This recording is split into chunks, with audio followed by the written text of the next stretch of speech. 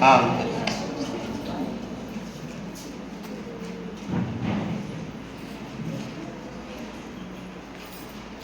Justice for world human rights council national chairman doctor Koppula Vijay Kumar గారి ఆదేశానుసారం ఈరోజు శ్రీ సరస్వతి శిశు మందిరం ముదోల్ శాఖకు మా యొక్క ఆర్గనైజేషన్ తరఫున తెలంగాణ రాష్ట్ర సమాచార హక్కు చట్టం చైర్మన్ అయినటువంటి డాక్టర్ సాపకొండర్ అనేటువంటి నేను మీ ముందుకు రావడం జరిగింది. మరి ఈ అవకాశాన్ని కల్పించినటువంటి శ్రీ సరస్వతి శిశు మందిరం పాఠశాల అధ్యక్షులు సంజీవ్ గారికి, అదేవిధంగా కార్యదర్శి నిషికాంత్ గారికి, మరియు ఇన్ఛార్జ్ హెడ్మిస్ట్రెస్ స్వప్న శర్మ గారికి, అదేవిధంగా పాఠశాల ఉపాధ్యాయేతర బృందానికి ప్రత్యేకంగా మా ఆర్గనైజేషన్ తరఫున ధన్యవాదాలు తెలియజేసుకుంటున్నాను.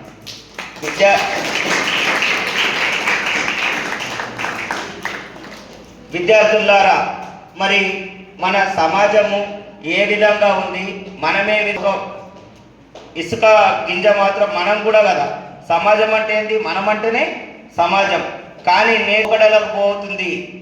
ఏ విధంగా పోకడలకు పోయి పడరాని పాటలు పడవలసి వస్తున్నది అనేటటువంటి విషయం పైన మీకు కొద్దిగా అవగాహన సదస్సును ఏర్పాటు చేయాలనేటువంటి ఆదేశాలతో నేషనల్ చైర్మన్ గారి మాటలను ఆలకించి వినిపించుకొని ఇక్కడికి నేను రావడం జరిగింది.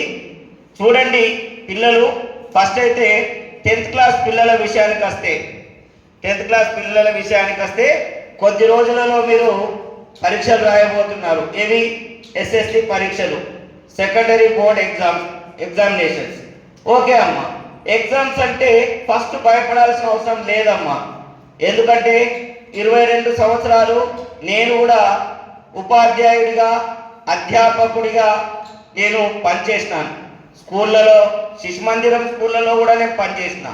మరి స్కూళ్ళలో, పలు జూనియర్ కళాశాలలో, పలు డిగ్రీ కళాశాలలో తెలుగు లెక్చరర్ అయితే పిల్లవాళ్ళు భయపడతారు. భయపడ్డ రోజున మీరు వెనుకబడతారు అనేటువంటి విషయాన్ని అర్థం చేసుకోండి.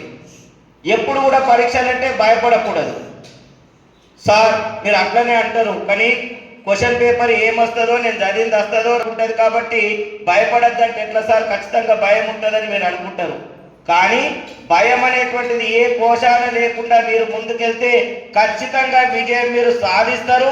ముదోల్లో టాప్గా నిలవడమే కాదు, అవసరమైతే నిర్మల్ జిల్లాలో టాప్గా నిలుస్తారు. ఎందుకనంటే ఇది వట్టి స్కూల్ కాదు, శిశు మందిరం స్కూల్. దీంట్లో ఉన్నటువంటి సంస్కృతి, సాంప్రదాయాలు, ఆచార వ్యవహారాలు, కట్టుబాట్లు అనేటువంటి మరెక్కడ ఉండవు. పద్ధతి కలిగినటువంటి స్కూలు శిశు మందిరాలు. కాబట్టి విద్యార్థులారా, మీకు ఏం చెప్తున్నానంటే భయం అనేటువంటిది విడండి. ఉదాహరణకు ఫస్ట్ నేను తెలుగు లెక్చరర్ని కాబట్టి తెలుగు చెప్తా.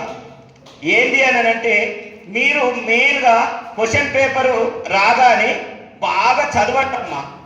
క్వశ్చన్ పేపర్ ఎప్పుడైతే వస్తుందో అప్పుడు మీరు బాగా చదవండి. తర్వాత ఆన్సర్ను రాసేటటువంటి ప్రయత్నం చేయండి.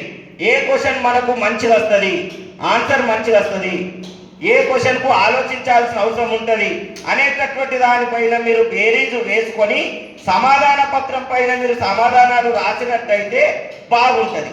అందులో మళ్ళా ఎట్టి పరిస్థితులలో కొట్టివేతలు చేయకూడదు. ఎందుకనంటే అక్కడ దిద్దేటటువంటి వాళ్లకు కావాల్సింది ఏంటి అని అంటే, సార్ నేను 15 సంవత్సరాలు నిజామాబాద్లో పేపర్లు దిద్దడానికి వెళ్ళిన, మాకు కావాల్సింది ఏంటంటే మా పై వాళ్ళు చెప్తారు ఏమన్నా వేయని మార్కులు కడి అయ్యేవాడికి. అది ఎవరన్నా ఉండొచ్చు, కొన్ని కడి వేయనంటారు. కడి వేయు అని అంటే ఇప్పుడు వెతుక్కుంటా ఉండాలనా? తప్పు వెతకాలి కదా. కాబట్టి నేను మీకేమంటున్నానంటే, కొట్టివేతలు చేస్తారంటే తప్పు నువ్వే దొరికి, ఒక బాబు నేను గీనే ఉన్న తప్పు చేసినా నాకు మార్కులు కడి అయ్యి అని మీరే చూపించిన వాళ్ళు అవుతారు. కొట్టివేత చేస్తే ఏమవుతుంది? అక్షర దోషాలు లేకుండా రాయండి. అనుకోకుండా స్పెల్లింగ్ మిస్టేక్ జరిగిండొచ్చు. అక్షర దోషాలు లేకుండా రాయండి. అనుకోకుండా అక్షర దోషం జరిగి ఉండవచ్చు. అక్కడ అక్షరం ఇక్కడ, ఇక్కడ అక్షరం అక్కడ రాయాల్సి ఉండగా మీరు తడబడి అటు అటుది రాసింది అనుకుందాం. సరే, అది అట్లనే ఉండదు. కానీ కొట్టివేత చేస్తే ఏమవుతున్నది? కనబడుతున్నది. అదే అట్లనే ఉంటే ఆయన కళ్ళ కనబడితే కనబడచ్చు, లేకపోతే లేదు.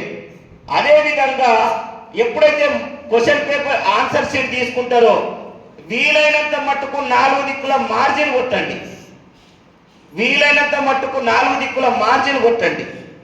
అంటే ఆ దిద్దేటటువంటి వాడికి పేపర్ అనేది ఎలా కనబడాలనంటే శోభయామానంగా కనబడాలా, అందంగా కనబడాలా. సరే, అందంగా కనబడాలంటే ఏం చేయాలి సార్ అని అంటే చెప్తున్నాను కదా, మార్జిన్ అనేటువంటిది 4 దిక్కుల కొట్టండి. ఖచ్చితంగా ఎట్టి పరిస్థితులలో కొందరు ఏమంటారంటే లేదబ్బా నేను అన్ని రాసినా నాకు 9.8 వచ్చినాయి, నాకు 9.5 వచ్చినాయి, నాకు 9 వచ్చినాయి, నాకు 8.0 వచ్చింది, నేను అన్ని రాసిన. నువ్వు అన్ని రాసినావు, కానీ రాయాల్సినవి కొన్ని రాయలేదేమో. ఏం రాయలే? అది ఏ బిట్, ఆ బిట్ నంబర్ రాయలేదచ్చు, లేదా క్వశ్చన్ నంబర్ రాయలేదచ్చు. ఇవి రాయకపోవడం వల్ల మీరు మార్కులు కోల్పోతారు. మీకు ఏమని మార్కులు వేస్తాడు?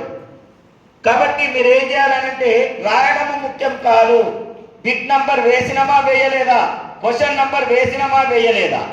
ఇంకోటి ఏంటంటే ఈ మధ్యన పిల్లలకి ఏమైపోయిందనంటే చాలా మట్టు పిల్లలకు ఎక్స్ట్రా రాద్దాం, తొందర రాద్దాం, ఎక్స్ట్రా రాద్దాం, తొందర రాద్దాం, ఎక్స్ట్రా రాద్దాం. ఎక్స్ట్రా రాస్తే ఏమన్నా 100కి 101 మార్కులు వేస్తారా? ఎక్స్ట్రా రాస్తే 100కు 101 మార్కులు వేస్తారా? వేయరు కదా. మరి ఆగమెందుకు, తొందర ఎందుకు? తొందర పడాల్సిన అవసరం ఏముందమ్మా? ఆగం చేసుకోవాల్సిన అవసరం ఏముంది? నీకైతే 101 అయితే వేయడు కదా, 101 అయితే వేయడు, అది కన్ఫామ్. 101 మీన్స్ 81. ఇప్పుడు 20 ఉన్నాయి కదా ఇంటర్, 81 అయితే వేయడు కదా. మరి అంతే, ఎక్స్ట్రా రాయాల్సిన అవసరం ఏమున్నది? సార్ మా మేడమ్స్ చెప్పిళ్ళు సార్ ఎక్స్ట్రా రాయమని, వాళ్ళు చెప్తారు. ఎప్పుడు రాయమన్నారు నీకు ఎక్స్ట్రా? నీవు మొత్తము నీ పద్ధతిగా 40 మార్కుల పేపరు 40 ఇప్పుడు 80 మేడం, 80 కదా, డైరెక్ట్ 80 అయింది కదా. ఇప్పుడు 80 మార్కుల పేపరు పద్ధతిగా నువ్వు నింపిన తరువాత చివరి ఒక 15 నిమిషాలు మిగిలించుకునేటటువంటి ప్రయత్నం చేసి నీకు దేని మీదన్నా అనుమానం ఉంటే అప్పుడు నువ్వు ఎక్స్ట్రా రాయి. నీకు ఎక్స్ట్రా రాయంగా వద్దంటలేదు, ఎక్స్ట్రా రాయంగా వద్దంటలేము. కానీ ఎప్పుడు రాయాలి ఎక్స్ట్రా? మనకు దేనిపైనైనా అనుమానం ఉంటే, రాసిన దానిపైన అబ్బా ఆదికవి గురించి అడిగిండు, ఆదికవి 11వ శతాబ్దానికి చెందినవాడు నన్నయ్య అనేటటువంటి ఆయనకు ఆదికవి ఆంధ్ర మహాభారతం అనేటువంటిది ఏ భాష నుంచి ఏ భాషలోకి రాసిండు? సంస్కృత భాషలో నుండి తెలుగు భాషలోకి రాసిండు. ఏ పర్వాలు రాసిండమ్మా తెలుసా? ఆది పర్వం, సభా పర్వం, విరాట పర్వంలో 148వ పద్యం వరకు రాసిండు. ఓకే, సరే, అదంతా పక్కకు పెట్టేద్దాం. అయితే మీకు అనిపించచ్చు ఏమని, అబ్బా నేను 12 అని రాసిన అనుకుంటా, అది 11 అవునో కాదో, 11 అవునో కాదో. అవునో కాదో నువ్వు రాసింది కరెక్ట్ అయినా కూడా నీకు అనుమానం ఉన్నది కాబట్టి అప్పుడు ఇంకొక అతని గురించి కూడా రాయు ఎక్స్ట్రా. అయితే దీనికి మార్కులు ఒకవేళ తక్కువైనా కూడా దానికి మార్కులు పడే అవకాశం ఉంటుంది. కానీ నువ్వు కావాలని ఎక్స్ట్రా రాయడం కోసం ప్రయత్నము చేయవద్దు. కావాలని ఎక్స్ట్రా రాయడానికి ప్రయత్నం చేయొద్దు. ముందుగా రాసేటి నీట్గా ఇట్లా లైన్గా స్కేల్